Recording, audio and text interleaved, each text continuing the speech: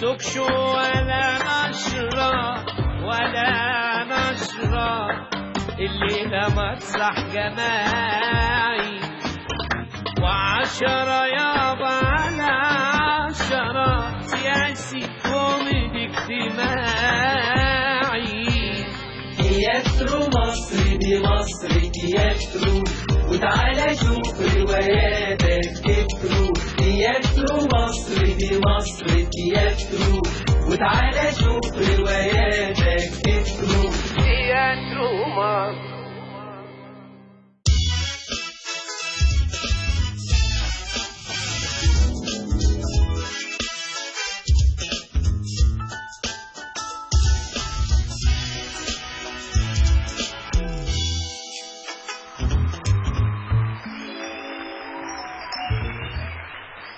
انت يا عم الكتب دي كلها عناكب وصراصير ومحدش بيعمل اي حاجه في المكتبه دي غيري انا اقعد بقى واطلع كتب وانا بدخل كتب واتبهدل انا، انما هو ما يعملش اي حاجه. مخلصه فانت ده فالح بس يقعد يقول لي ايه يا انا وانت ايد واحده، انا وانت ايد واحده، عامل زي بتوع المظاهرات يقعدوا يقولوا الشعب والشرطه ايد واحده، الشعب والجيش ايد واحده، ومحدش عارف الايد التانيه بتعمل فينا ايه. والله العظيم مبهدلنا معاهم وحاجه قله قيمه. انا كنت محترم عن كده، انا اللي كابني هنا اصلا مش فاهم اي حاجه. مين؟ انت مين؟ انا كلته. مش فاكرني يا كلته؟ لا مش واخد بالي.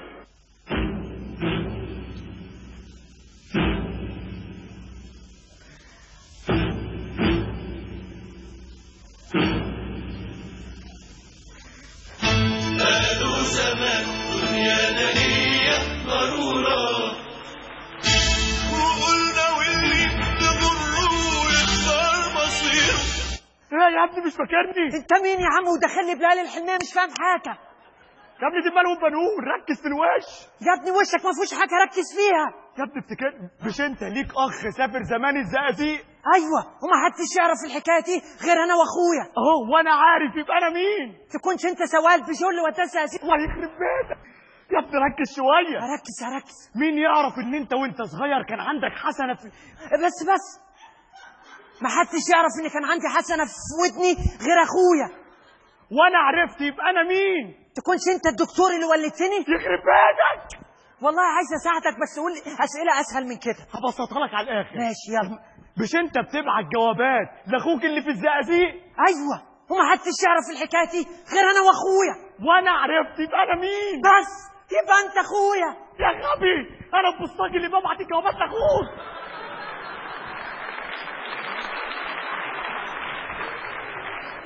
ولما انت البوسطاقي مسطعني وكاي ليه عامل لي دخله وقرفني وبتاع وانا ببيع الكتب ليه؟ قرفني ليه؟ يا عم زهقنا من جواباتك، حد يكتب جواب 80 صفحه؟ يا عم انت مالك، انا بحب اخد وقتي مع نفسي. ما اتكلموا يا اخي، بتكلموا في الموبايل بتضايقنا احنا ليه؟ يا عم اخويا بيحب يسمعني، انت مالك؟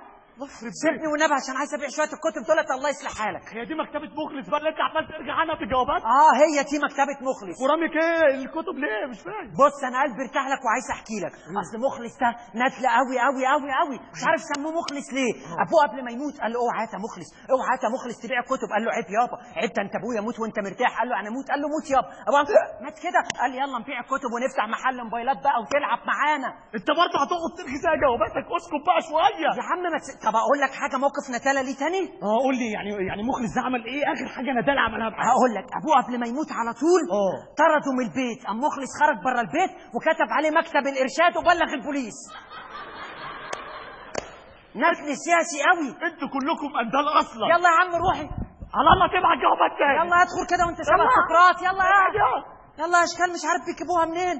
يلا يا عم حد يشتري منا اي كتاب كده ولا نعمل اي مصلحه. ايه ودي كتب حد؟ اهلا صباح الخير. صباح الخير يا مخلص. صباح الفل، اهلا وسهلا اهلا وسهلا.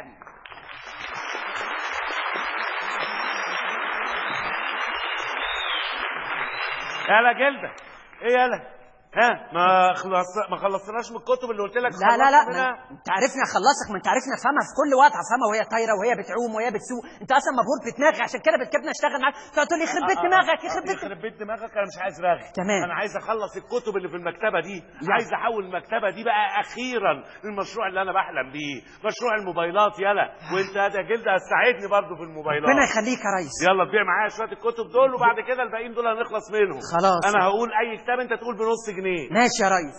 واي كتاب بنص جنيه. ليه بقى بنص جنيه؟ عشان تاخده وتتعيلي دعوه حلوه، بدل ما تاخده ب2 جنيه وتدعي عليها دعوه وحشه. يطلع له واحد فلوته يقول لي هو في دعوه حلوه ودعوه وحشه، اقول له ده موضوع ولا تعال انا بفهمهم بس. هم فاهمين كل حاجه ما شاء الله، مالكش دعوه انت. تمام. انا اقول اي كتاب انت تقول بنص جنيه بس. تمام نص جنيه. واي كتاب بنص جنيه. ليه بقى بنص جنيه؟ مش ده موضوعنا رد على الفلوته اللي سالني من شويه هو في دعوه حلوه ودعوه وحشه. ولا بنص جنيه بس، ما تقولش حاجه تانية. ها تمام. عارف لو قلت اي حاجه تانية انت حر. واي كتاب بنص جنيه. بنص جنيه. بنص جنيه. بنص جنيه. بنص جنيه. بنص جنيه. بنص جنيه. بنص جنيه. بنص جنيه. بنص جنيه. بنص جنيه كده بقى ب 80 جنيه يا ابني. انت كده هتطفش الزباين. بس انا قلت بنص جنيه لا بس. ما تقولش حاجه. بص قول انت اي كتاب وانا اقول بنص جنيه. اي كتاب بنص جنيه. ليه بقى؟ لان انت لو خدته بنص. بص شفت بتضايق ازاي؟ بتصدع صح. بقول لك احنا مش عايزين نبيع لا بنص جنيه ولا اي حاجه، بس طب. عندنا كتب مهمه ممكن تتباع والله. نشوف. قصر الشوق. بنص جنيه. السكريه. بنص جنيه. طبيبك الخاص. بنص جنيه. لا طبيبك الخاص بنص جنيه ايه؟ لا ده احنا كنا بنقف عليها توابير يا ابني. ده كان زمان، دلوقتي من على النت تنزل طبيبك الخاص يقعد جنبك يحكي لك كل حاجه. يعني مش محتاجين نبيع الكتب. مفيش الكلام ده. انا قلت لابويا بقى الله يرحمه ايه حكايه الكتب دي، خلاص ادمت. هو ما سمعش الكلام وقال لي حافظ لي على المكتبه. مكتبه ايه اللي حافظ عليها؟ اذا كنت ما حافظتش عليه هو نفسه حافظ على المكتبه. ندل يعني. مين ده؟ ابوك يعني. شوف عايز المكتبه تقعد. حتى بعد ما يموت عايزها تقعد. هتحكي. بص اقول لك ايه، خد الكتب دي وشويه الكتب اللي في المكتبه كلها كلها وعايزك تديها لبتاع الروبابيكيا. تمام. ماشي. اعمل حاجه تاني. عايزك تروح للواد سيد رنة. انا متفق معاه هيبعت معاك سيديهايه عليها رنات جديده لسه ما نزلتش مصر، عشان اي حد بقى نزل له رنه نعمل له سكرين نظبط شغلنا بتاع الموبايلات بقى. طب انا بس هفهم حاجه صغيره قوي. انا اروح الاول بتاع روبابيكيا ولا اروح الاول سيد رنة؟ عشان ما اروحش انا بمساكي فانت تقعد تقول لي انت بتصرف من دماغك وانت مش عارف. لا انت تفهمني كل حاجه وانا نو هتاخد الكتب هتروح لمين؟ هروح لسيد رنة. لا هتروح لبتاع روبابيكيا هتديهم له، هتجيب الفلوس هتروح لسيد رنة تجيب من عنده السي دي. يا سلام. مش عايز ولا كلمه. يلا يا سلام دي سهله قوي دي. اروح انا لبتاع الكتب واقول له بتاع الحق اتكلم وانا ماشي مع انا نفسي كده. مستحمله ليه؟ انا مش فاهم مستحمله ليه. مخلص.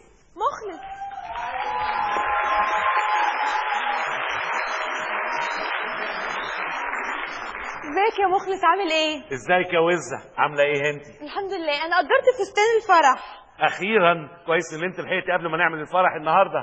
هو انت بتعمل ايه؟ انا بصفي المكتبه بقى هحولها لمحل موبايلات. يعني تصفي مكتبة ابوك وتفتح محل موبايلات تحط فيه القرشين اللي حيلتك وفي الاخر نخسر وما نلاقيش حاجه؟ حرام عليك، ده احنا فرحنا النهارده. ايوه بدل الفرح هيبقوا فرحين، فرح انا وانتي وكمان المشروع الجديد بتاعنا بقى اللي هيكسر الدنيا. خلاص الكتب ملهاش اي لازمه. ايوه بس المكتبه معروفه وليها اسم وانت بكده بتحط اسم باباك في التراب. اذا كان بابا نفسه بقى في التراب جت على اسمه ما يجراش حاجه. وبعدين انا عايزك تقفي جنبي يا بنت، عايزك تقفي جنبي. انا الشبكه اللي كنت جايبها لك بكام؟ ب 10000 جنيه. حلو. 10000 جنيه دي من فتره يعني زمان، دلوقتي الذهب بقى ب 25000 جنيه. 25000 جنيه دول يظبطوا لي المكتبه تبقى محل 100 100. بص احنا هنبيع الذهب ده وبالنص، انت 12 ونص وانا 12 ونص اوضب بيهم ونبقى 100 100. نعم يا نيا. انت قلبت على فيفي عبده مره واحده ليه كده؟ ما هو من كلامك. بص يا مخلص، دهب مش ببيع ولا بسلف. لما نتجوز يا حبيبي النهارده ابقى افكر، مش من اولها داخلي على طمع. تجهز يا نيا وتجيلي في الميعاد. قال نصهم قال مش كفايه انك هتتجوز وزه؟ عارف يعني ايه وزه؟ وزه يا ابني. ايه وزه؟ بتبيض يعني ولا ايه؟ طب وبعدين؟ كويس ان هو دهب صيني ونخلص منها الحمد لله. بس مفيش حل غير الواد عربي. ولا عربي نعم يا مخلص، عاوز ايه؟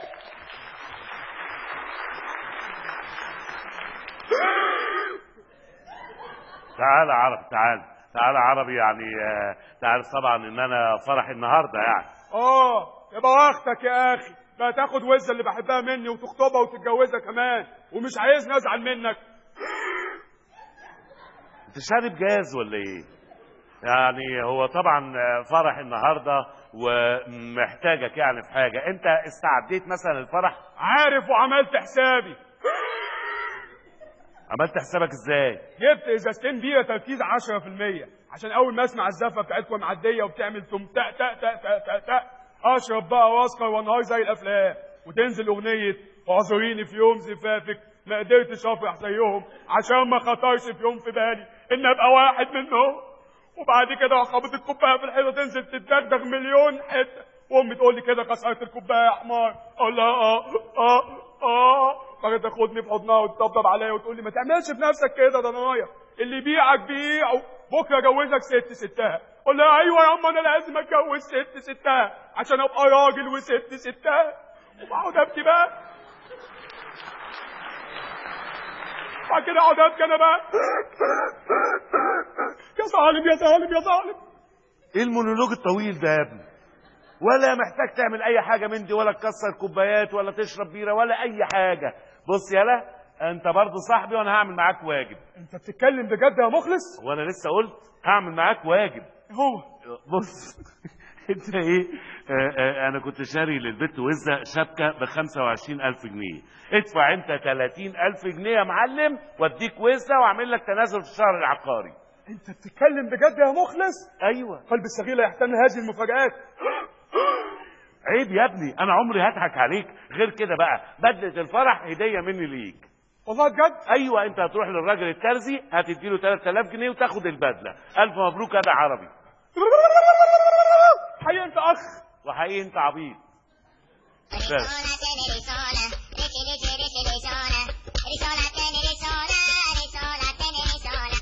ايه ده؟ نمرة غريبة. احضر عند المطار عشان تستلم السي دي.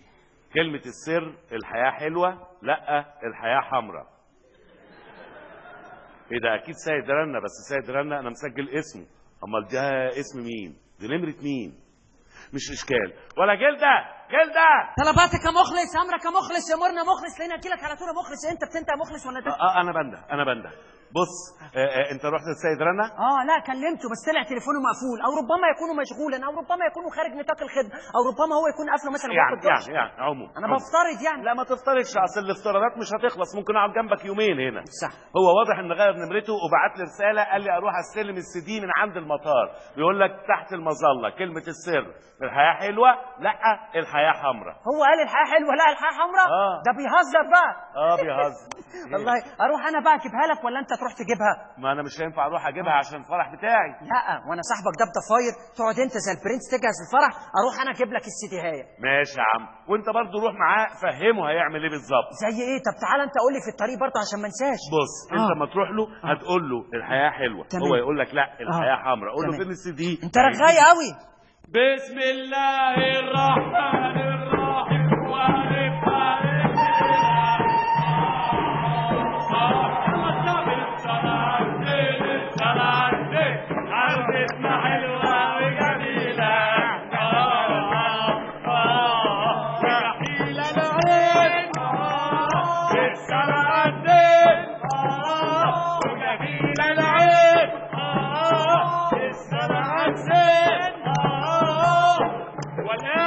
مع الفقرة الأكثر إثارة بفرحنا النهاردة، ويا بنت جمالك يا بنتي ويا جدنا ربنا قدرك جوازك.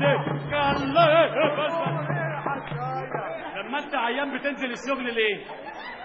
قوم غرفة لا يا قوم حسبي الله، كل فرح تبوظ. قوم شد يلا نستأنف الفرح. افرح يا عروسة يا عروسة يا عروسة الروس يا عروسة النبي يا عروسة يلا يا عروس.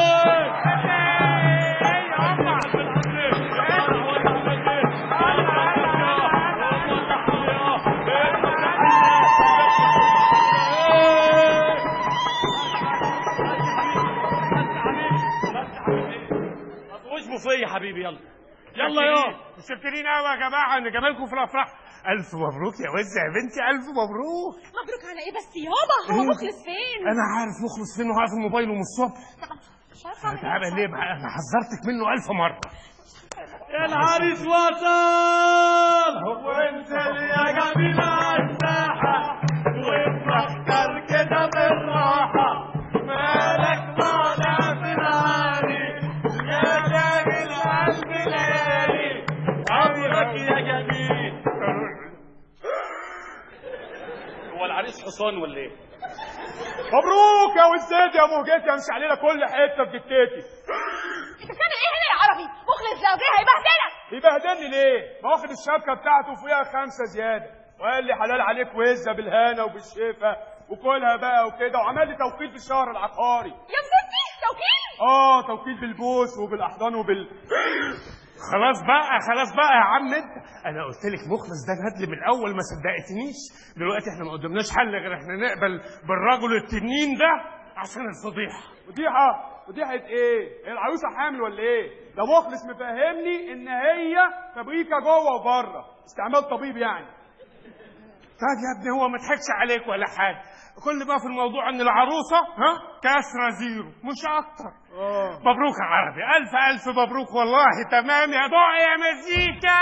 والصوت يا عم انت وهو، الصوت يا عم انت وهو، وانت يا ست خش جوه، وانت يا ست خش جوه، الصوت يا عالم بالراحه. العريس عروسة كانت خطيبتي وراحت لصاحبي بالهنا والشفا والبس وافرح يا عروسه على العريس.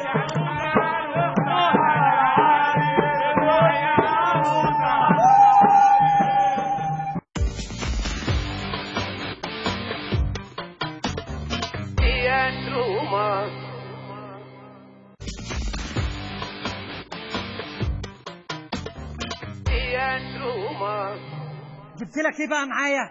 جبت لك السي دي او الاسطوانه المدمجه حسب ثقافه كل حد. في ناس بتقول عليه السي دي وفي ناس بتقول اسطوانه مدمجه، انما في ناس بتقول لك هات البتاعه دي وتريح دماغك. يعني انت جبت البتاعه دي خلاص؟ طب متشكرين قوي. تعال نبص عليها. دي عليها بقى الرنات، هننزل رنات مش هتبقى موجوده في اي حته. طب والنبي ممكن تنزل لي نغمتين، واحده لاليسا والثانيه لاليسا. اصبر انت رحت المهم الراجل قلت له كلمه سر واداها لك؟ قلت له الحياه حلوه، قال لي لا يا عم الحياه حمراء. قلت له لبنى عسل عامله ايه؟ سلم لي عليها، دي سكر قوي بموت فيها والله. لبنى عسل دي بص. ما سالتوش على تياترو مصر؟ لا ايه تياترو مصر ده؟ طب شوف مين اللي هيقبضك. شوف ايه ده يا نهار اسود. ايه دي في حاجات قبيحه ولا ايه؟ قبيحه ايه؟ ما لو حاجات قبيحه كنت اتفرجت انا وانت. امال انت ايه؟ جبت السي دي ده منين يالا؟ هو اللي قابلني في المطار وقلت له كلمه سر اداهولي على طول. يا نهار ابيض، ده السر ده عليه اسرار مهمه جدا للبلد وفي شخصيات مطلوب تصفيتها. الراجل ده تعرف اسمه؟ لا. طب هو ممكن تكون الرساله بتاعت السي دي جات لك غلط؟ جات لي غلط ازاي؟ اقول لك ازاي. يعني انت رقمك اخره 57 اما هو بعتها الرقم اخره 58، او يكون مثلا مسجلك مخلص طحت ام بعتها لواحد تاني اسمه مخلص فحت. يعني بتحصل دي اخطاء دايما في الرسائل. ليه بقى؟ لان انت عندك كل رساله دي اخطاء. هو ده ممكن يقعد يرغي لمده 3 ايام. نقول لهم ايه بقى؟ نقول لهم ايه كده؟ 3 ايام انتوا ناس طبعا وراكم اشغال، فما ينفعش نقعد نستنى عليه. احنا ندخل على المشهد اللي بعده على ما هو يخلص رغي. خش يا معلم على اللي بعده. ليه بقى؟ لان انت ممكن تبعت انا الحمد لله ربنا كرمني وغيرت خلاص. وبعد ما غيرت الحمد لله المحل بتاعي بعد ما كان مكتبه بقى خلاص كمبيوتر وموبايلات. اللي انا كنت بحلم بيه طول عمري اتحول وبقى كمبيوتر وموبايلات. نعمل ايه بقى؟ ولا جلده يا مخلص. ايه ده؟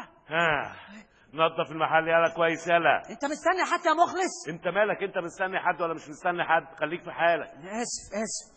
طب يعني انا قدام الزباين كده انت ما بتتضايقش لما اقول لك يا مخلص انت عسل قوي والله؟ قدام الزباين لازم تتعامل معايا بشكل محترم يعني تقول يا استاذ مخلص، يا حاج مخلص، يا مخلص بيه، يا باشمهندس مخلص. لازم تديني قيمتي، ما تقولش مخلص دي. تمام. فاهم ولا لا؟ تأمرني. لو سمحت يا خدامك. ختامك ويا باشمهندس مخلص ويا كبرنا يا مخلص واديني امتياز وما تقوليش يا مخلص. ولا روح هات لنا 2 حاجه بتاع. ماشي. طب استنى نشوف عايزه ايه بعد كده هجيب لها. انت مالك انت؟ تحت امر. لو سمحت انا عايزه الزق شاشه. تلزقي الشاشه؟ سكرين يعني؟ لا سكرين دي شغلتي ولا ايه يالا؟ ده شغلتك طبعا. احكي لك حكايه على الموضوع ده. هو احسن واحد بيلزق في البلد ليه بقى؟ من كتر ما بيلزق حلو كانوا هيسموه امير. ليه؟ حلو ان انت فتحتي ليه؟ كان ممكن تضحكي وتقفلي الموضوع، انما انت عايزه ترغي.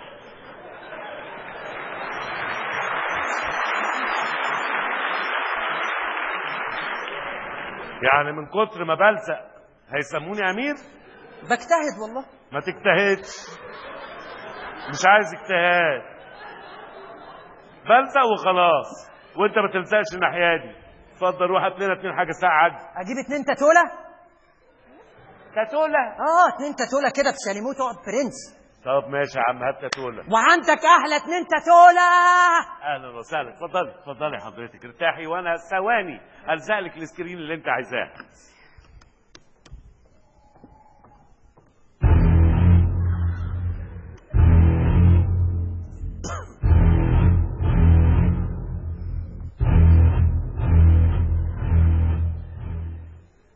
ازيك يا مخلص؟ عامل ايه يا مخلص؟ ايه ده؟ حضراتكم مين؟ اهلا وسهلا. الحياة حلوة؟ لا الحياة حمراء. هو حضرتك؟ جنكاز شيبوبسك نملة كيمة حنين تربقة فنشر كلاكسي ولا عادي؟ انت كلاكس ولا عادة؟ هو ما قالكش فين بالظبط؟ انت مخلص؟ ايوه مخلص. امال مش فاهم ليه؟ فاهم بس عامل مش فاهم يعني. انت مش عارف احنا مين؟ انا حضرتك المطار، حياة حلوة، حياة حمراء، سيدي. انا عزة العلايلي. عبد العزيز مخيون. عبد العزيز اهلا وسهلا. دي اسامي يعني بتحاولوا تتخفوا فيها. واضح انك مستنينا. طبعا يا باشا مستنيكم. الشمبورة في الجرنيطة بالعنكة الراقة. فين الاسطوانة اللي وقعت في ايدك بالصدفة؟ هو دي ترجمة اللي هو قاله؟ بالظبط كده. حضرتك ما فيش حاجة في الدنيا دي صدفة ابدا. انا ربنا وقع السداهية دي في ايدي عشان اعرف اللي انتوا بتعملوه، والاسرار بتاعت البلد اللي انتوا حاطينها، والشخصيات اللي انتوا عايزين تختلوها. ايه ده، انت عارف كل حاجة ولا ايه؟ طبعا عارف كل حاجة. بس كله بالحجارة. دبوا لبسك الجداح. هنديك 100,000 جنيه. 100,000 جنيه؟ يمكن يا باشا لو انا ما كنتش شفت اللي موجود على السي دي كنت ممكن اخد اقل من كده، لكن اللي على السي دي ده مصيبة سودة. عايزين تبيعوا البلد ب100,000 جنيه، حتى وانتوا بتبيعوها مش عارفين قيمتها. يعني ايه؟ يعني يا باشا دي مصر يا باشا، ما ينفعش اخد اقل من مليون. مليون جنيه؟ لا $1,000,000. نعم. ايه $1,000,000؟ دي مصر يا عم، مصر يعني الاهرامات، يعني النيل، يعني الازهر بارك، يعني حديقه الحيوان بالجيزه. ايه يا عم؟ في ايه؟ ايه يا عم؟ انت بتساومنا ولا بتنشط السياحه؟ هتدفع المبلغ هديك السداهيه، مش هتدفع المبلغ السداهيه موجوده في مكان امين، ولو حصل لي حاجه هتتمرمطوا. ولعلمك عبد الرحيم علي لو خد خبر بالسداهيه دي في الصندوق الاحمر بتاعه هيمرمطكوا. بقى انت مخلص انت، ده انت طلعت اوطى مننا. جنكاز شيبوبسك نملة كيمة حنين التربقة فنشر كلاكس ولا عادة؟ عليكم السلام ورحمة الله وبركاته. ايه اللي انا سمعته ده؟ ايه ده؟ انت مين؟ سمعتي ايه؟ انا سمعت كل حاجة. لا سمعت كل حاجة. انت كنت عايزة سكرين. السكرين بتاعتك اهي جهزت حضرتك، اتفضلي، ومش عايز ال15 جنيه. يعني ايه؟ يعني ايه اسمع مؤامرات واغتيالات ووطن بيضيع وصفقة ب1,000,000 وتقول لي خد السكرين؟ عايزني اموت ضميري؟ امال عايزة ايه يعني حضرتك؟ انا اسمع سيرتي فلوس اتجنن. انا عايزة $500,000. $500,000؟ $500,000. $500,000 ليه؟ وانت عملت ايه يعني؟ وانت عملت ايه يعني؟ انا الصدفة وقعت السي في ايدي. وانا الصدفة خلتني اقعد هنا واسمع. يا بنت معاك في الليلة ولا لا؟ ماشي افكر. لا فكر بسرعة. سي دي زي ده عبد الرحيم علي لو شم خبر عنه هيدفع عمره كله عشان يعرضه عنده في برنامج الصندوق الاخضر. فكر كويس ورد عليا بسرعة. سلام. ولا بنعمله في الناس هيطلع علينا ولا ايه؟ ماشي نفكر ونشوف ايه اللي هيحصل، بس اكيد هنلاقي حل.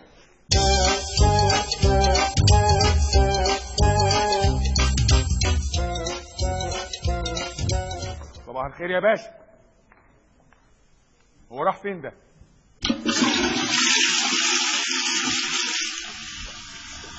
اهلا يا شريف. صباح الفل يا فندم. شفتيتم يا باشا؟ او فيتم يا شريف. ها ايه الاخبار؟ عملت ايه في المهمه اللي انت قايم بيها؟ جبنا المتهم سعادتك وكل المعلومات المطلوبه عنه. فين بالظبط؟ اهي سعادتك. اتفضل. ايه ده؟ دي فلاشه. فراشه؟ فراشه ايه؟ بقول لحضرتك فلاشه. دي فلاشه سعادتك. فلاشه؟ مش فاهم. يعني انا اخد المتهم اروح لوكيل النيابه ادعك الفلاشه دي يخرج المتهم يقول شبيك لبيك المتهم بين ايديك؟ لا يا باشا، المتهم واقف بره، دي بس عليها المعلومات المطلوبه عنه. معلومات؟ التقرير اللي حضرتك طلبته مني. دي فيها تقرير؟ ايوه. انت بتستقبل ولا ايه؟ واضح انك ما قمتش بالمهمه على اكمل وجه. ليه يا باشا؟ ده عليها تقرير يجي من 150 صفحه. البتاعه المعفنه دي فيها 150 صفحه؟ ده ما استعنش اسلك بيها اسناني. عادي. انت بتتكلم ازاي؟ ايه الكلام اللي انت بتقوله ده؟ هو تتهزر ولا ايه؟ والله بتكلم جد، دي عليها 150 صفحه. 150 صفحه؟ بسم الله ما شاء الله على التكنولوجيا اللي احنا وصلنا لها. ودي نحطها فين؟ هنحطها فين سعادتك؟ هيحطها في اللاب. ايه اللاب ده؟ الكمبيوتر. كمان غير اسمه؟ ما غيرش اسمه. ما غيرش اسمه ولا حاجه سعادتك. هو اللاب هو الكمبيوتر اللي على المكتب. اللاب هو كمبيوتر. ما شاء الله. الله اكبر. ايه التكنولوجيا اللي احنا هنطالب الداخليه بعثه لامريكا سنه كامله عشان نطور التكنولوجيا دي. بعثه ايه وسنه ايه يا باشا؟ مفيش اي حته فلاشه هنحطها في اللاب. كده زي حضرتك لما ايه الحراره بتعلى بنحط لحد البوس. ما شاء الله. بص سعادتك، يعني اي حد يعيا تحط له البتاعه دي تنزل الحراره. شريف اتفضل. لو انا عييت ولا حاجه ارجوك ما تحطش البتاعه ديت. ما تقلقش يا باشا. انا احب فوار كده واخده وابقى السخونيه تروح على طول لوحديها. عيب يا باشا، انا جوز بنتك ما عملش فيك كده. تمام. تعالى بقى يا باشا شوف التقرير لو سمحت. ما شاء الله على التكنولوجيا. ما شاء الله على التكنولوجيا. ايه ده؟ ايه الجمال ده؟ الله اكبر. الله اكبر. نصلي ركعتين شكر لله على التكنولوجيا دي. الله يكرمك. الله يكرمك. عايزين نخلص شغلنا. تكنولوجيا ايه؟ احنا بعد ما نخلص لما نطلع عمره انا وانت. ماشي. اها مخلص عبد الله مخلص. عبد العزيز. عبد العزيز. عبد العزيز. ايوه. مخلص ما كله ماشي. مخلص عبد العزيز مخلص الشهير بمخلص طحن. ندل طحن اسمه ابوه عبد العزيز عشان يتقال مخلص طحن. ده حقيقي يا فندم، معروف عنه انه ممكن يبيع اي حد عشان مصلحته الشخصيه. اديني امثله كده. مفيش من سنه سعادتك سلم واحد جاره كان شغال حرامي سرق شنطه فيها 200,000 جنيه. برافو عليه، ده راجل كويس جدا. مش دي القضيه سعادتك، هو سلمه عشان خاطر يقبض ال 10% مكافاه الشرطه. مخلص. ما هو قبليها اخذ منه 20% في مقابل انه ما يبلغش عنه. حقه. قبليها قال لصاحب الشنطه هقول لك مين اللي سرقها بس اديني 20% مكافاه غير مكافاه الشرطه. لازم ياخد المكافاه على اكمل وجه. يا باشا انت تعليقاتك غريبه وانا بحكي لك حكايه وانت مركز في ايه؟ اجمل وجه ايه؟ ده بني ادم ندلس بالك. صدق بالله خطيبته اللي هي خطيبته قعد 3 شهور يقنعها ان هم يخرجوا سوا. بعد ما نزلت وافقت راح بعت رساله لابوها قال له الحق بنتك نزلت من وراك. واكيد ابوها راح راقبها. ايه احكي لي تاني. بقول لك يا باشا بلاش دي. بلاش دي. كان عايز فلوس من ابوه ما رضاش. راح جايب له مسدس ميه بيهدده بيه. مسدس ميه؟ كمل لي يا باشا. بقول لك مسدس ميه. قصدي اقول لك كام لتر. يا سلام. فرق معاك في ايه؟ انا بحكي لك قصه بتركز في حاجات غريبه قوي يا باشا. تفرق كتير قوي يا شريف. المسدس ده فيه ميه ساقعه ولا ميه سخنه؟ هو رش ابوه في الصيف ولا في الشتاء؟ لو رش ابوه في الشتاء والميه دي ساقعه ابوه هيسخن درجه حرارته هنضطر نحط له الفلاشه. بسم الله ما شاء الله. بسم الله ما شاء الله عليك يا باشا. طبعا. بص يا باشا انا مش هحكي لك حاجه تاني، انا بس كل اللي عايز اقول لك ان هو بني ادم ندل فخد بالك منه وانت بتتكلم معاه. لا مش ندل، ده سوء سمعه النداله. ايه تاني احكي لي. لا خلاص مفيش. طب انا لازم نحسب الحكايه ديت ال 10% وال 20% و30%. لازم خلاص استعمل كالكوليتر. استعمل كالكوليتر. ايه الكالكوليتر ده؟ يا باشا ده من سنه 60 ما فيهوش حاجه ده. كالكوليتر. اللي بنحسب عليه. ما شاء الله على التكنولوجيا. ركعتين شكر لله. يلا يا راجل نصلي يا جماعه يلا انا زهقت. كله تمام يعني. هو موجود هنا؟ يا باشا. ندهولي. يا ابني دخل لي محسن يا مخلص يا ابني من عندك. ايوه داخل اهو. ماشي. اهلا يا باشا. تحت امرك يا باشا. لا مش انا، الباشا الكبير اهو. باشا الكبير اهلا وسهلا. باشا ظابط؟ هو دايما مبهدلنا كده. ايوه ظابط. ظابط ايقاع بقى اكيد. تحت امرك يا فندم. يا كوكوجمو يا طبعا انت عارف انت جاي هنا ليه. الصراحة يعني أنا عارف بالنسبة للسي دي حضرتك تقصد ولا إيه؟ مظبوط تمام. حضرتك بالنسبة للسي دي أنا مش هقدر أعمل لكم أي حاجة، أنا مستني أقبض من الناس الفلوس وأديهم السي دي على طول. انت مجنون ولا ايه؟ يعني ايه تقبض الفلوس؟ بقول لك ايه، الناس دي كلها احنا مراقبينها وعارفين كل حاجة، احنا بنلم الخيوط بس بندور على الإبرة عشان نلضم فيها الخيوط دي ونوصل للحقيقة. حضرتك الخيوط كلها عندنا، السي دي أنا لقيته بالصدفة، الناس دول هيدفعوا مبلغ محترم، هديهم السي دي واخد الفلوس، بعد كده اقبضوا عليهم براحتكم يعني يا باشا. يعني ايه اقبضوا عليهم مش حاجة؟ بلاش الاسلوب ده معايا، انت مش عارف انا مين؟ يا باشا عارف يا باشا كل حاجة، بس أنا معليش أي حاجة الحمد لله، أنا راجل نظيف، أنا زي الفل. يا كوكو جيمو يا حضرتك كده بتخوفني يعني ولا إيه؟ لا أبدا، أنا بحاول أطر الموقف يعني. والسدايه ديت موجوده معاك وكل حاجه كله سيادتك يا باشا الناس دول هيدفعوا فلوس، لو انتوا هتدفعوا لي $1.5 انا تحت امرك. يعني يطلعوا كام دولار دول؟ $1.5 يا باشا. $1.5. ايوه. انت بتساوي الحكومه ولا ايه؟ احنا ننفخك هنا. تنفخوني ايه وانا عملت ايه يا باشا؟ ده ما ينفعش معاه لا نفخ ولا عنف ولا الجو ده. لو الواد ده فرق مننا والموضوع اتسرب حضرتك اللي هتتنفخ. انا اللي هتنفخ. سيبهولي بقى. وبعد كده انت راجل ايه؟ انا مش عايزك ما تعصبش نفسك. ما انا مش عارف ولا حاجه. اتفضل. وجواك طفل. ايه؟ جواك طفل. ايه الكلام الفاضي ده؟ طب روح انت، روح اتفضل. مخلص انسان وطني وجميل وبيحب بلده يا باشا. لا يا باشا الشويتين دول ما بياكلوش معايا، سيادتك الشغل بتاع رأفت الهجان وجمعه الشوان دول احنا اتفرجنا عليهم من زمان، لكن حضرتك هتدفعوا الفلوس انا تحت امرك يا باشا. ما اختلفناش يا مخلص، لو اديتنا السي دي هنديك مكافأة كويسة جدا. قد ايه المكافأة؟ انا الفرصة ما بتجيش غير مرة واحدة سيادتك. خليها مفاجأة. لا سيادتك انا ما بحبش المفاجآت. سيادتك قول لي الرقم اشوف اساوي. هنطلع مامتك عمرة ان شاء الله على الباخرة اللي جاية. حضرتك الباخرة اللي بتغرق. لا حضرتك انا مش عايز. ما تقلقش، هنركبها طيارة ونخلي معاها واحد يفجر الطيارة، ما تقلقش. طب انت عايز ايه يا مخلص؟ خلصني. انا عايز $1.5 هتدفعوا انا تحت امرك، هتدفعوا براحتكم. بتستهبل يالا؟ ده احنا ننفخك هنا. ايه بعدين معاكي؟ ايه كل حاجة ينفخوا؟ عصبني يا باشا. تعالى انت معانا خلاص. يا كوكو جابو يا والله ده انا كنت احبك قوي لو كده فعلا. سيادتك انا تحت امرك، هتدفعوا الفلوس معاكم نمرتي وانا مستني. انا بساوم الناس دول دفعوا اكتر منكم هديهم هم السي دي، فكروا وردوا عليا يا باشا. سيبنا نفكر يا مخلص. بعدين الولد ده حط عينك عليه، راقب كل المكالمات بتاعته.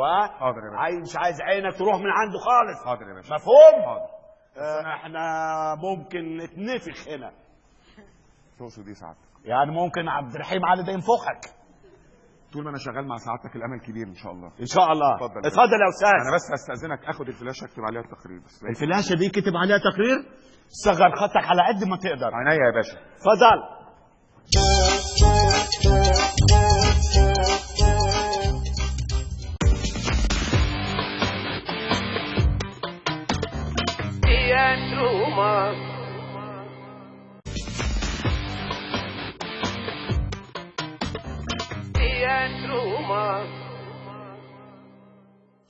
الو ميتو، ايه هتعمل ايه؟ بقول لك هات البغبغان اللي اشتريته منك ده، دخلت امبارح لقيته مقطع شرايينه ومنتحر. مش عارف، انا كنت بحبه والله، كنت قاعد اكلمه يرد عليا يقول كلام تاني. طب ايه، يكون زهق يعني ولا ايه ده؟ ولا يكون مثلا بغبغانه بتاعته سابق؟ ما انت احكي لي. ايه ده رصيدك انت؟ طب يا عم في ايه؟ بالراحه علينا يا عم، بالراحه يا عم. في ايه هم الساعتين اللي بتكلمهم بيقفوا في زورك يا عم؟ ده انت بيت ممل قوي والله، يخرب بيتك انت. مش عارف انتوا ناس بتيجوا حاجه غريبه. ايه ده؟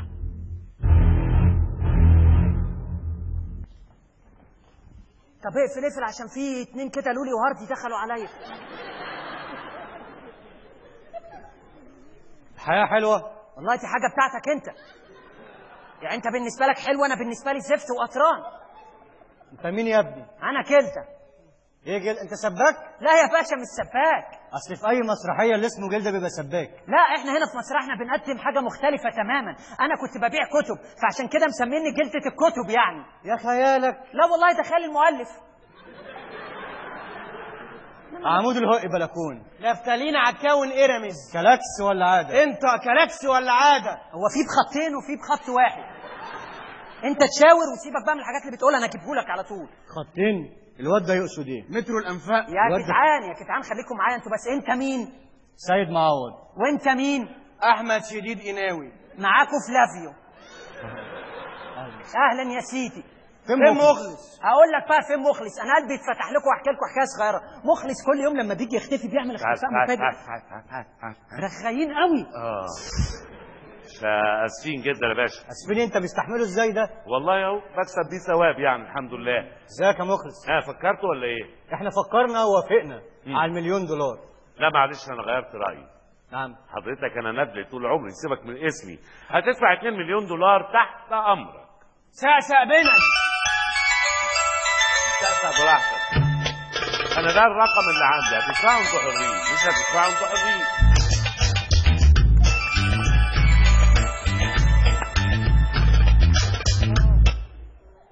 الو. ها يا باشا، وافقتوا على 1.5؟ ايوه كده يا باشا، ايوه كده. ماشي 5 دقايق واكلم حضرتك على طول. ماشي يا باشا. ها يا مخلص، هتاخد الفلوس ازاي وهتسلمنا السدايه امتى؟ حضرتك انا مش هسلمكم السدايه، انا جالي عرض اكتر من اللي انتوا عارضينه، هتدفعوا $2 مليون، انا تحت امركم. جراكن المزلقان. جراكن المزلقان. سقسق بنس. $2 مليون ليه؟ ده مش اتفقنا. انا غيرت اتفاقي، انا ندل يا سيدي، هتدفعوا تحت امرك. وبعدين خلي بالك استاذ عبد الرحيم علي. هتقعد تقول لي عبد الرحيم عمرو هيعرضه في النيش بتاعه. ايه يا عم؟ يعني هتدفع ولا مش هتدفع؟ ادينا فرصه نفكر. ماشي. عمود الهق بلكون. نفتالين عكاون إرمز. كلاكس ولا عاده؟ ايه نايلون وبلابيع والنجوم دي؟ روق نفسك، احنا نشرب 2 عرق توت ونبقى تمام. عرق توت؟ الراجل ده بيبيع مشروبات غريبه قوي. عرق توت؟ هو بتاع التاتون. يعني بيبيع تاتو لو عرق توت؟ مش بيبيع حاجه تانية؟ لا عنده تيتا وتاتو وحسب يعني مع العرق توت كده حته تيتا وتبقى تيتا؟ انت بتبيع تيتا؟ لا تيتا اللي هي تيتا تاتو. ما مش فاهم. ولا انا والله. تاتو ازاي يعني؟ مش فاهم انا اصلا إيه ما يا باخدش هنا. انت فين يا مخلص من الصبح؟ مفيش، عمال بسمع الافيهات الغريبه. اروح انا بقى اسيبكم. ايه يا مخلص كنت فين؟ ايه كنت فين؟ يعني انت بتدور عليا ليه يعني؟ انا كنت قلقان عليك قوي. قلقان عليا ولا على الفلوس؟ لا فلوس ايه يا مخلص؟ هو انت لسه قبضت حاجه؟ بس عموما انا خلاص بيني وبين الشرطه كل حاجه اتظبطت وعارفين كل حاجه ومراقبين كل حاجه من بدري، فمالكيش حاجه عندي يعني. الحق مخلص، الحق مخلص، الحق مخلص، الحق امك اتخطفت يا مخلص. انا اتخطفت؟ مين اللي قال لك يالا؟ مش عارف، انا رحت لقيت باب الشقه مكسور ولقيت الورقه دي، فانا كنت هموت واقرا اللي جواها، بس قلت الفتول بقى ايه عشان ما تزعلش مني، اقرا لنا انت. طبعا امك تهمك جدا. هتسلمنا السي دي هنسلمك امك، مش هنسلمنا السي دي مش هنسلمك امك، وقول عليها يا رحمن يا رحيم. ايه ده؟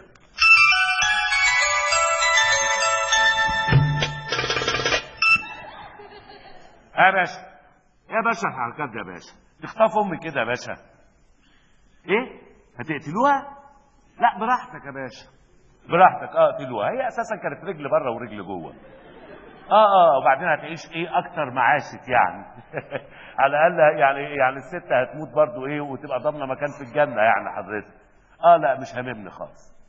موتوها انتوا لو سبتوها يومين هتموت لوحدها يعني. ماشي يا باشا، مع الف سلامه، مع الف سلامه. لو ما جبتوش الفلوس انتوا حرين. يا نهار اسود يا مخلص، انت مش همك امك وهمك الفلوس؟ انت ايه تركيبتك دي؟ ايه تركيبتي؟ انا لا يهمني ابويا ولا يهمني امي، انا بتاع فلوس وخلاص. انا مخلص، سموهوني غلط اساسا. وبعدين انت اساسا مش كنت جايه هنا عشان ايه؟ مش عشان فلوس؟ لا يا مخلص، انا ممكن اكون في الاول فكرت في الفلوس، لكن لما رجعت نفسي لقيت السكينه كانت سرقاني، ولقيت ان فلوس من غير وطن زي ميت من غير كفن. لا خليك انت بقى في الوطن يا ماما، وانا خليني في الفلوس. ايه ده هتركب انت؟ امال ايه؟ طب حاسب الديكور، حاسب بالراحه، حاسب يا ابني. يا رفعت باشا. حاضر الظابط ندى. ازيك يا بيبي؟ بيبي ايه شايفاني لابس بامبرز ولا ايه؟ ازيك يا فندم؟ عملت ايه في السدهايه؟ يا فندم مش مهم دلوقتي، المهم ان هو طمع وطلب من الناس التانيين 2 مليون لما حضرتك عرضت عليه 1.5 مليون. 2 مليون؟ لا احنا مش هنسكت على الموضوع ده، انا عايزك تراقبيه وتاخدي بالك منه كويس قوي. ايه تاني حصل؟ هو انا ما جبتش السي دي، ما عرفتش مكانه، بس المهم يا فندم ازاي واحد زي مخلص ده الظروف وصلته ان هو يبيع نفسه ويبيع اهله مقابل الفلوس؟ ده تركيبه غريبه جدا يا فندم. ايه ذكر البط اللي انت بلعاه ده؟ اكيد مخلص ما قابلش قصه حب حقيقي في حياته. مسكين يا مخلص، مسكين. يا كوكو شمو، انت بتتكلم ازاي يا استاذه؟ انا كل ما اخرجك مره كده وقف مأموريه مع المتهم تحب البطل، فاكره نفسك ايه كريم عبد العزيز في الباشا تلميذ؟ اصل يا فندم مفيش يا فندم. وبعدين معاكي. اتفضل يا فندم. ايه ده؟ تقرير. ده ايه دي؟ فلاشه يا فندم. يعني ايه فلاشه؟ تتحط. فلاشه بتدخل السخونيه وكله تمام. تمام. انا عايزك تراقب الموقف كويس قوي. يا شريف خير. تمام يا فندم. مخلص هيسلم السي دي الساعه 8 النهارده ويستلم الفلوس في كازينو اسمه القطه الحمراء. القطه الحمراء البلاكات يعني. ما شاء الله عليك. انا الحاجات دي سنه كامله بعث في امريكا عشان نتعلم لغات. بسم الله ما شاء الله عليك يا باشا. يلا بقى عشان الساعه بقت 9. يلا بينا على القطه الحمراء.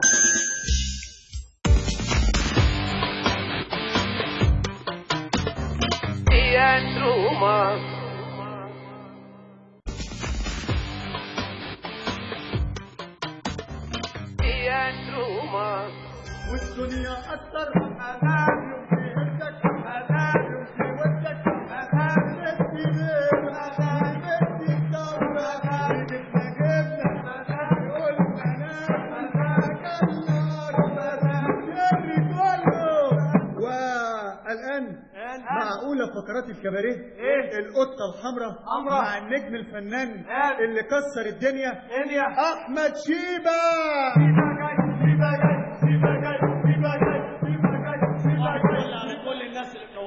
والله يا شيبة صباح الفل. بقالنا ساعة مستنيينك يا شيبة. بقول لك انا مخنوق مش طايق اغني النهارده خالص. ليه بس يا شيبة؟ يا عم انت مش لاقي كلمات في السوق خالص، كل الكلمات وحشه. يا ابني يا بالكلمات دلوقتي قول اي كلام تبقى نجم. ازاي؟ هو انت هتبقى احسن من اللي بيقول انا على باب الجنة ادخل ولا استنى؟ هو بمزاج اهله.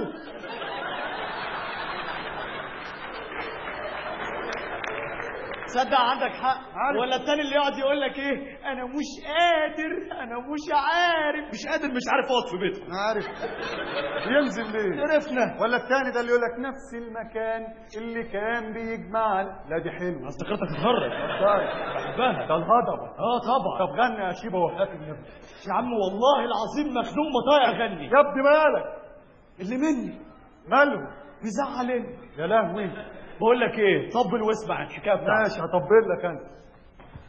استنى بقى. خش. يلا يا شيبه.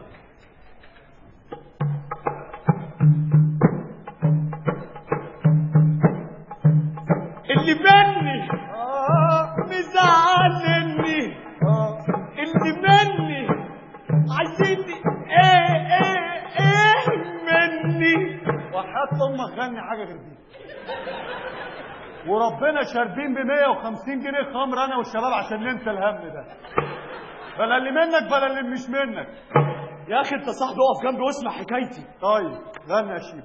اللي مني مزعلني اللي مني عايزين ايه مني.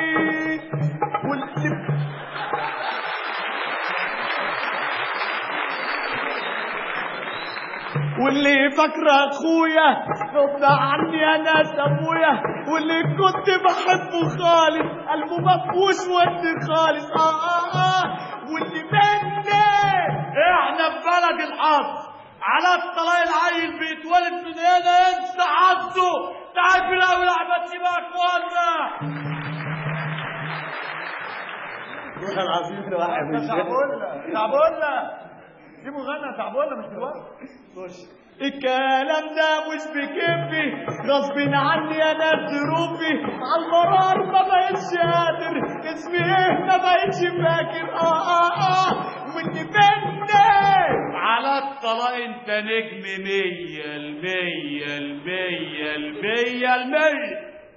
على الطلاق أسيادنا ردينا عليك. تعبنا ولا تبدأ يا اخوانا. أتعبولنا سيبه أتعبولنا. مش فاهم. هو طيب والله يا شيبة بس في حاجة غلط. يلا يا شيبة معلش. شفت منكوا حاجات تحير، عيب عليك وانا مش مصير. كنت بحبه خالص، قلبه مفهوش وانت خالص. وانت بينا ينعل ابو شكلك في الارض. ده انت جامد اوي.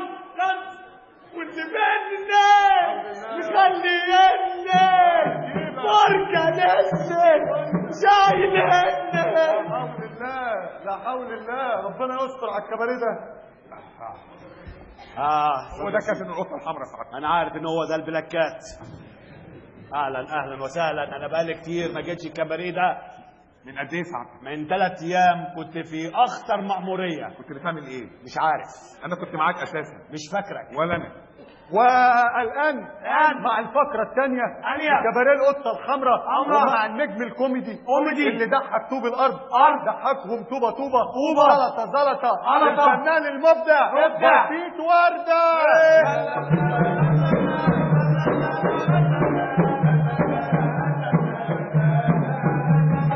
تحية يا عم بسيط. يلا قول لنا نكتة بقى عشان نسمع. مرة واحد. أيوه. مرة واحد. افتكر بقى الثانية. افتكر خلاص الأولانية ما تعيطش. افتكر الثانية يلا. مرة واحد. قابل واحد راحوا في حتة ولا ايه؟ مش هجاملك تاني والله العظيم بالجزمة بعد كده. الكباريه ده عليه اقساط بسببه. يلا. مرة ميكانيكي اشترى مصنع شوكولاتة. شكلها حلو دي. تخيل سماه ايه؟ كلاكسي. اطلع بره. يا يلا اطلع بره. فرصة أخيرة. اطلع بره يا عم. اطلع بره تضيعونا الكباريه. الجدع ده النكت بتاعته بطيئة قوي. عندك نكتة انت؟ سمعتوا آخر نكتة؟ آخر نكتة؟ وأسرع نكتة. لا نسمعها بقى. الجست هيقول لنا أسرع نكتة. نسمعها. ايه رأيكم فيها؟ أنا آسف يا إخواني. أنا قلت الناس دي بتضحك طوب الأرض ما بتضحكش بني آدمين. الغلطة عندك معلش. أنا آسف. ده كباريه بجد. امال انت فاكر ايه يالا؟ بس ما فيش رقاصه كلهم رجاله. مالكش دعوه بالرقاصه. المهم كده انت عارفني يالا؟ عارفك طبعا وانا هتوه عنك يا مخلص باشا. يالا انا كده متنكر كويس يعني محدش هياخد باله مني. ما انت لابس اللبس ده قدامي جوه. يلا غبي يلا. انا عندي سؤال. انت ليه لابس امريكاني؟ يعني عاملين مؤامره على مصر. عايزني البس ايه؟ عادي يا ابني. صح. اهم حاجه اول ما الواد يجيب الفلوس الشنطه هديها لك هتاخدها تخلع على طول. فهمت؟ ولا نقعد نسكر بيها بقى شويه ونروق نفسنا. انت بتفكر؟ لا خلاص. انا طلبت منك تفكر. اسمع الكلام. يلا. حياك الله يا شيخ. امان السدورم بو. تشكرات يا فندم تشكرات.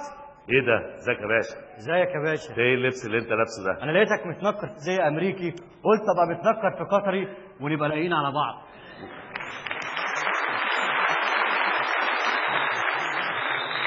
وده ايه؟ تركي اكيد طبعا. تركي. ايوه بس ده لابس جرسون حضرتك. ما هو اللي لقاه اكيد اللي لقاه. ما علينا. الفلوس معايا. والسي دي معايا. طب فين السي دي؟ السي دي موجود معاكم لابتوب عشان افرجكم؟ معانا كل حاجه. طب هات الفلوس. ايوه ولا كده. حالا افرجك الاول. ولا تعال خد دي وزي ما فهمتك. انت على الله. يعني اشرب بيها واسكر. يلا اجري. مش اسكر بره. تعالى بس احنا نقعد نشرب حاجه ونتفرج على البروجرام واحنا بنتفرج على السي دي. طلع اللابتوب. تعالى اتفضل. والآن مع ثالث فقراتنا لكباريه القطة الوردة والمفاجأة بقى الحلوة بقى بتاعت الليلة بقى. الفنان الشعبي عبي اللي قال انا مش عارفني ابني انا تهت مني اني لقيناه مرمي في المحيط الهادي هادي بيشرب من الميه ايوه جبناه هنا وفهمناه الدنيا هي الفنان الكبير مين؟ عباسة حموده.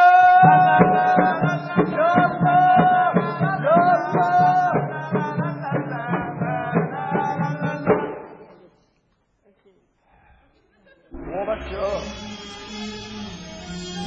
الله يا عبد فجأة هو انتوا جايبين الصوت بس ولا ايه؟ فجأة فنان ايه اتفرج الاول بقى.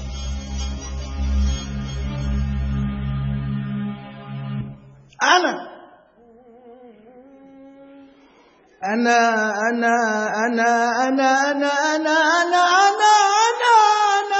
مش عارفني وربنا قلت له هو مين؟ أنا تهت مني أنا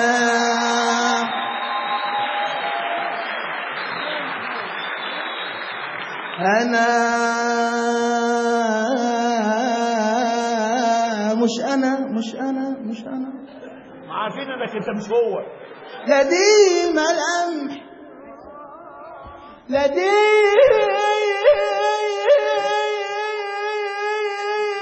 ملامحي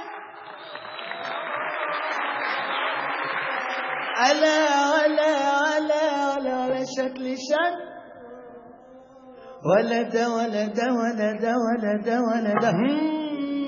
ولا ده انا عبد عباس أنا مش عارف أنا تهت مني أنا مش أنا لا دي ملم ولا شكل ولا ده أنا مش عارفني أنا تهت مني أنا مش أنا يا عم عباس يا عم عباس يا عم والنبي حاجه غير النكد ده وعمال ولا دي ملامحي ولا شكل انت كنت تعلم قبل كده أوي يا عم غني حاجه غني سهلنا فرحنا انا هموت هنا تعال فرحني عايز حاجه سهله حاجه تفرح الناس أنا ايوه كده دي يا هي هو هي على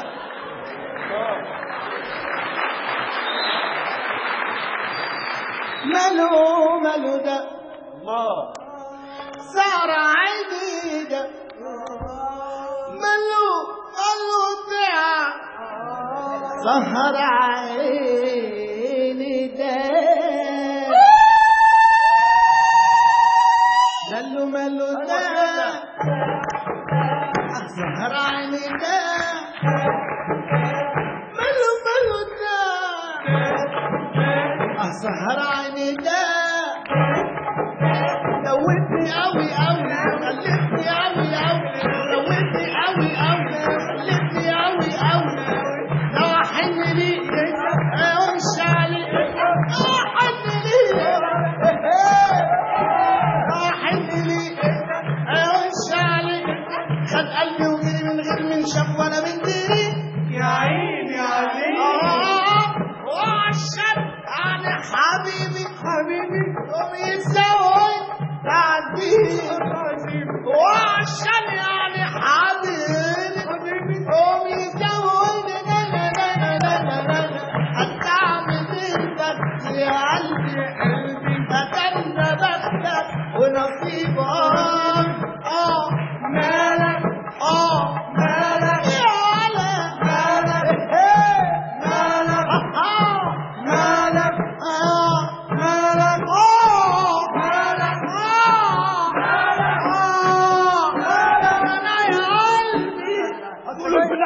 هاتوا له الفلاشة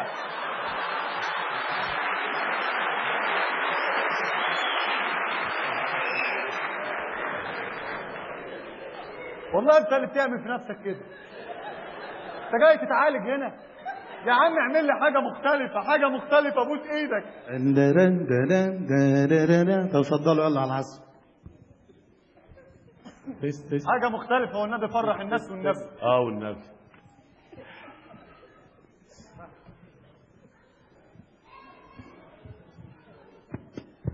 يلا يا ابني يلا انا جاي.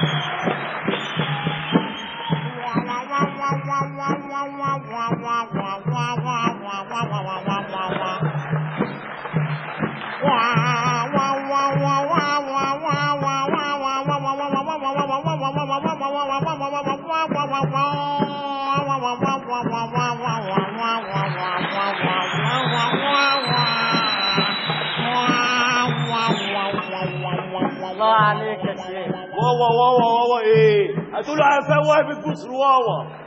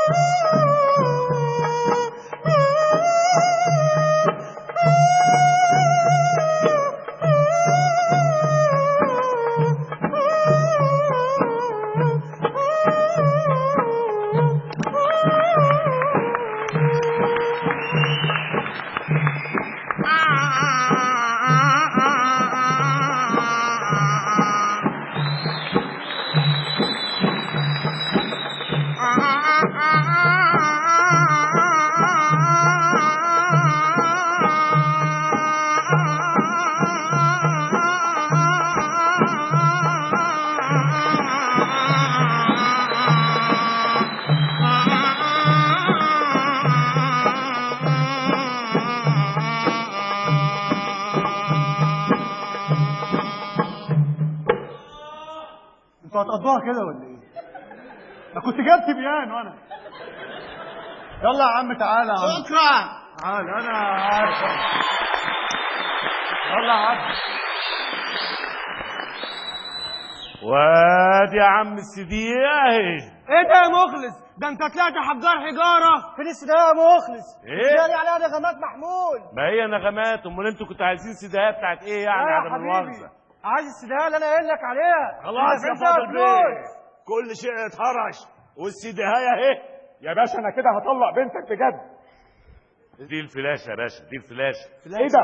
الله عملتها يا مخلص؟ لا يا استاذ السيديهايه ايه؟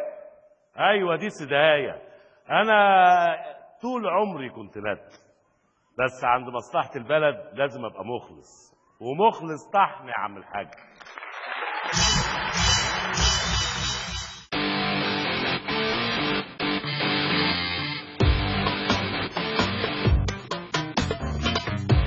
مش توكشو ولا نشرة ولا نشرة، الليلة مسرح جماعي وعشرة يابا على عشرة، سياسي كوميدي اجتماعي.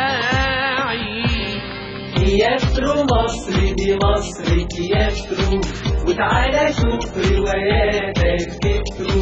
تياترو مصر دي مصر تياترو، وتعالى شوف رواياتك تترو. كفاية دم وحرق الدم، عايزين نرجع ضحك زمان، عايزين نفك شوية يعني، وادي الجواب فم العنوان.